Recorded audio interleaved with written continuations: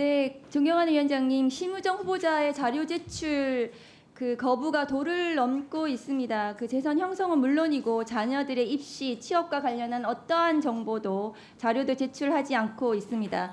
예컨대 제가 판례를 또 준비를 해왔는데요. 후보자의 장인이 2022년 돌아가셨는데도 불구하고 상속 재산을 2023년도에 등록해놓고 지금 김승원 간사께서도 말씀하셨다시피 2년 뒤인 올해에야 8월에야 추가 상속분 현금 20억을 신고를 했습니다. 근데 안심 상속 원스톱 서비스에 따르면은 사망하신 후에 바로 모든 상속 재산에 대한 추적이 가능합니다.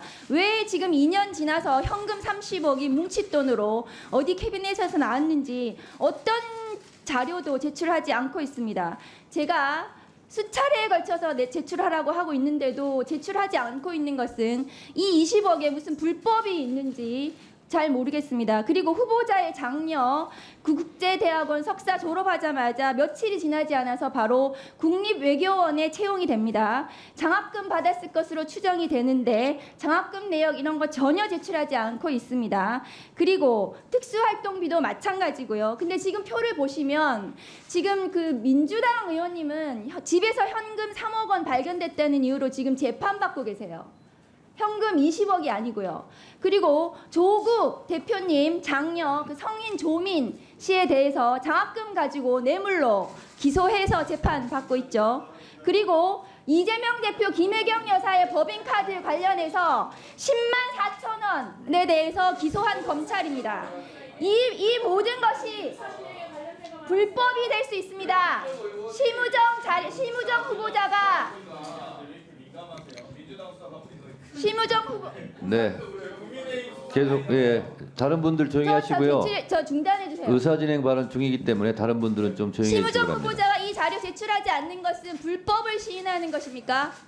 왜 본인들은 검찰은 샅샅이 정적에 대해서 야당에 대해서 샅샅이 수사하면서 본인이 공직 후보자 됐으면서 이런 의혹이 있는 부분들에 대해서 자료 제출하지 않는 것입니까? 저는 심우정 후보자가 이 자료 제출하지 않으면 이 인사청문회 자리에 있을 이유가 없다고 생각합니다. 자격이 없다고 생각합니다. 이 자료 제출이 반드시 선행되어야 하고 그때까지 이 인사청문회를 저는 중단해야 된다고 생각합니다. 이상입니다. 얼마 전 이선균이라고 하는 유명 배우가 세상을 떠났습니다.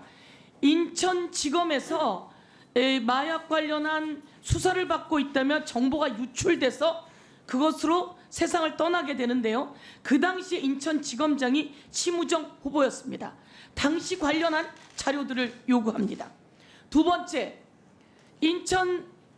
인천지검에서 억울한 마약 사범을 만들었습니다.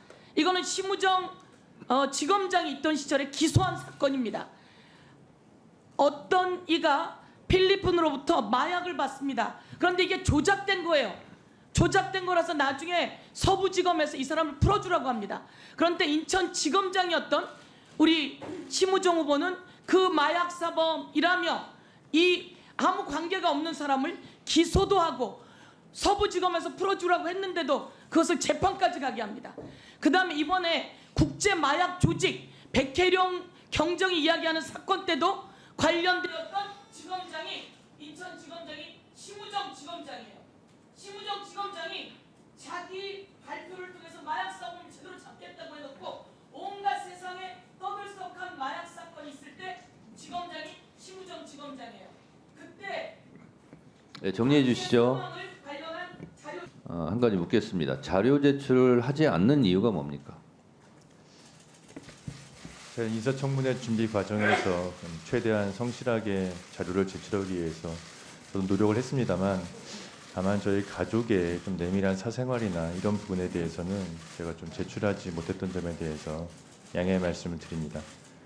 그리고 지금 위원님들께서 말씀하신 부분들을 포함해서 제가 실무진들과 함께 더 추가로 제출할 자료들이 있는지 한번 검토하고 제가 말씀을 드리도록 하겠습니다. 다른 후보자도 아니고 검찰총장 후보자죠. 예. 다른 분보다 더 법에 엄격하고 법을 지켜야 되겠죠? 예. 자료 미제출에 대한 그렇게 하면 안 된다는 법적 규정을 혹시 알고 있습니까? 저 위원장님 말씀하신 바와 같이 국정감사 및 조사에 관한 법률상 자료 제출은 문헌적으로는 뭐 국가 안보와 외교상 비밀이 아니면 제출해야 되는 것으로 규정되어 있는 것으로는 알고 있습니다. 다만 모든 법률은 내재적 한계가 있고 헌법상 후보자. 예. 내재적 한계를 얘기하는 것이 그럴듯해 보이나 본인이 자료 미제출한 거에 대한 면죄부가 되지는 못합니다. 자, 내재적 한계라는 것은 법에서 규정한 부분에 대해서 그걸 제외하고 해석상의 문제죠. 그러나 분명히 대한민국은 법치국가이고 법에서 문자로 규정하고 있는 부분은 안 지켜도 됩니까? 내재적 한계를 운운하면서? 위원장님, 제가 위원장님과 전 위원님들께서 말씀하신 자료에 대해서 좀 추가로 제출할 부분이 있는지는 제가 신문지로 자, 후보자 들으세요. 말씀드리겠습니다. 지금 인사청문회 공직자 후보자로 그 자리에 앉아 계시죠? 예, 그러면 인사청문회법을 따라야 되겠죠? 예, 그렇습니다. 네.